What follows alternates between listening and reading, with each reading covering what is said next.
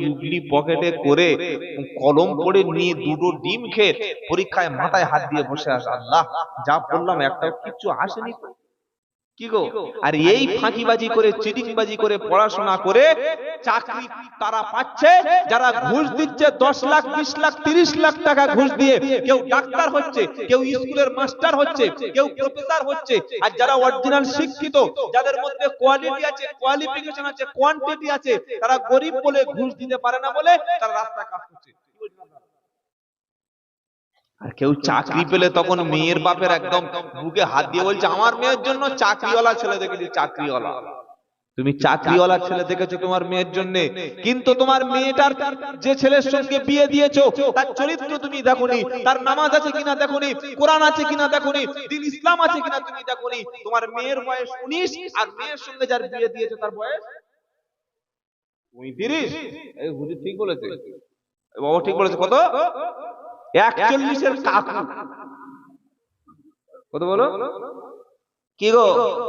একটা ছেলে 25 বছর বয়স, 6 ফুট হাইট, কি সুন্দর চেহারা, 5 ওয়াক্ত নামাজ পড়ে। ও কি করে জানেন? ওই 500 টাকা ইনকাম করে, দিনে সেলাইয়ের কাজ করে। মেয়ের বাপ বলছে কি আমার এত সুন্দর মেয়ে, এই রকম কোয়ালিফিকেশন, এই রকম চুল, এত সুন্দর দেখতে, যে আসে সে পছন্দ করে। আমার মেয়ের সঙ্গে খেটে খাওয়া ছেলের সঙ্গে দেবো? আমার মেয়ের দেবো কার সাথে? চাকরিওয়ালা। কোন চাকরি? সেন্ট্রাল গভর্নমেন্ট চাকরি করে, মাসের শেষে 60, বিয়ে দিল আজকের 6 মাস পরে ডিভোর্স। কেন ডিভোর্স? মেয়েটা বলছে আমি গিয়ে দেখি ও মাল আমার চলবে না। কি গো, ডিভোর্স বাড়ছে না? হ্যাঁ, আগে পাড়ায় একটা দুটো ডিভোর্সে মেয়ে পাওয়া যেত, একটা দুটো মেয়ে বিধবা হতো, ডিভোর্স হতো। আর এখন ঘর ঘর। হ্যাঁ, বিয়ে হয়ে 6 মাস হয়নি দেখি ঘুরছে, কপালে সিঁদুর নাই, হাতে গলায় মঙ্গলসূত্র নাই, তারপরে হাতে চুড়ি নাই। কি হলো? বিয়ে হলো না? বললে বলো না, সে স্বামী পছন্দ হয় নাই। স্বামীর কিছু আছে? 45 বছর ছেলে বিয়ে করে কি করবে? ও তো দাদুর খাবে পড়ে গেছে। কি গো, সেজন্য আপনাদের পায়ে ধরে বলছি, আপনার মেয়ে আপনার ছেলেকে জেনার হাত থেকে বাঁচানোর জন্য উপযুক্ত দিনদার ইমানদার মুমিন পাত্র দেখে আপনার মেয়েকে বিয়ে দিন। মেয়ে চিরস্থায়ী সুখে হবে, জোরে বলুন ইনশাআল্লাহ। আর ছেলেকে বিয়ে দেবেন, ছেলের জন্য কেমন মেয়ে খুঁজবেন? স্মার্ট, চুলগুলো একদম টানা টানা, চোখগুলো টানা টানা, খুব ফর্সা, এরকম মেয়ে হলে হবে, তাই তো নাকি? কোনদিন না। পরেশগার, মুত্তাকি, শিক্ষিতা, ভদ্র, যার 2-4টে বয়ফ্রেন্ড নাই, যে মেয়ে রাত্রেবেলা ছেলেদের সঙ্গে ফোনের মাধ্যমে আলাপ করে না, যার মা ভালো, যার চাচি ভালো, যার খালা ভালো, যার নানি ভালো, যার বংশের একটা স্ট্যাটাস রয়েছে, দিনদার পরেশগার, সেই মেয়েকে আপনি বিয়ে করুন। ইনশাআল্লাহ যুবকদের চরিত্র সংশোধন হবে, বলুন ইনশাআল্লাহ। তাহলে এতক্ষণ শোনালাম, কার ভয় অন্তরে রাখতে হবে? জোরে বলেন, আল্লাহর ভয়। আর আল্লাহকে দেখে যারা ভয় করবে, কিয়ামতের দিন তারা জান্নাতি। জোরে বলুন সুবহানাল্লাহ, জোরে বলুন সুবহানাল্লাহ।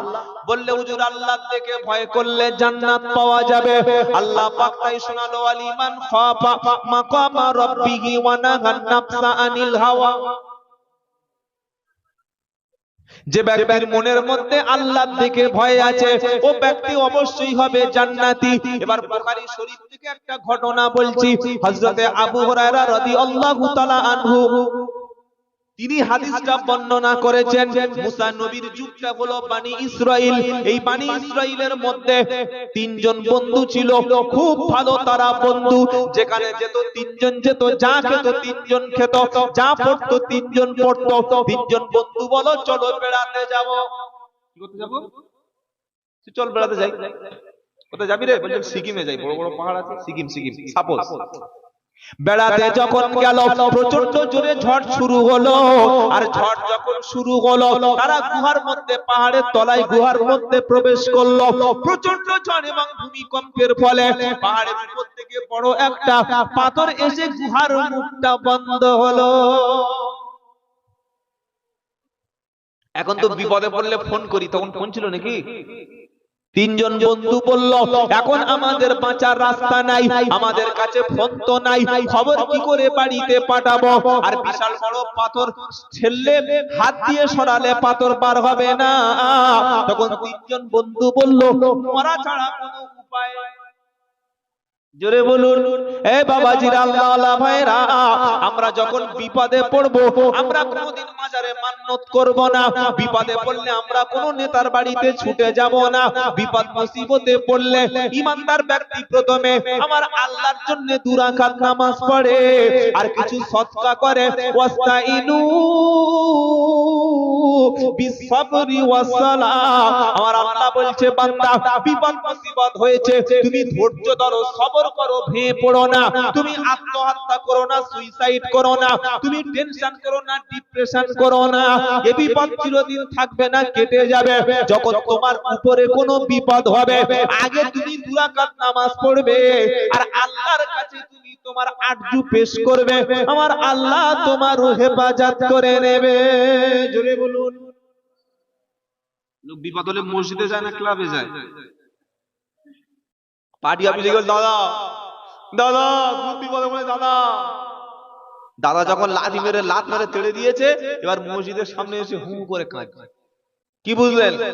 প্রথমে ব্রেন স্ট্রোক হলো, পাড়ার ডাক্তার বলছে পিজি নিয়ে যা, পিজি পিজি নিয়ে গেছে। ও ডাক্তার থেকে বলছে বাবা তোমার চিকিৎসা এখান থেকে ওই ভেলোরে গেলে ভালো হবে।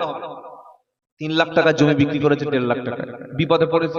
আর সমাজে কিছু ঠকবাজ লোক আছে, ওরা মানুষ সুযোগে খুঁজেছে 3 লাখ টাকার জমি 1.5 লাখে ছেড়ে দিয়েছে। ভেলোরে গিয়ে পাকা 4 লাখ টাকা খরচ করে বাড়িতে ফিরে এসেছে। তখন সকলে মনে করছে লোকটা বেঁচে যাবে।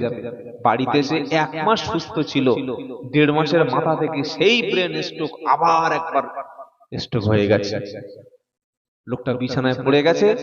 জুমার দিন একটু সুস্থ হয়েছে, সকলে মিলে গা ধুইয়ে দিয়েছে, সাদা পাঞ্জাবি পরে মসজিদের সামনে গিয়ে চেয়ার নিয়ে বসে আছে, পিছনের কাতায় বসে বসে বলছে আল্লাহ আমাকে ক্ষমা করে দাও, আমি মসজিদে 10 টাকা দিচ্ছি। ফেরেশতা বলছে কত বড় পাঁঠা, একবার চিন্তা করো।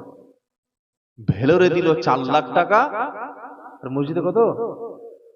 10 টাকা। এরকম মুসলমান আছে না নাই? মসজিদে গেলে হাতে যেন একদম প্যারালাইসিস হয়। কি গো? হ্যাঁ, মার্কেটিং করতে বলো, যখন এই মলে ঢুকছে 10,000 টাকা ফিক্সড প্রাইস, 1 পয়সা কম হবে না। হ্যাঁ, আর মসজিদে ঢুকলে পকেট থেকে এমন করে জামাটা সরিয়ে এরকম টাকা বার করছে, ক্যাশিয়ার মনে করছে 5,000 এর পার্টি, আর যখন দিচ্ছে 5 টাকা। কি চালাক মাল, একবার ভাবো। আল্লাহ রাস্তায় দেওয়ার সময় খালি কমে যায়। রাত্রেবেলা শালি ফোন করেছে, ভাই তোমার দুলাভাই, তোমার এই ভাইয়ের শরীরটা খারাপ, বললে দাঁড়া ক টাকা লাগবে, বলে 5,000, বলে 6,000 টাকা দিয়ে রাখছি, 1,000 টাকা পকেটে রাখ। আর নিজের বড় বোনটা ফোন করে বলছে, ছোট ভাই খুব সমস্যা, মেয়েটার একটু ভালো জায়গায় বিয়ে দেবো, দেখাশোনা সব ঠিকঠাক হয়ে গেছে, 1,000-5,000 টাকা হবে। তোর তো দেরি কেউ কন্যাশ্রী বুঝতে পারছি হচ্ছে না।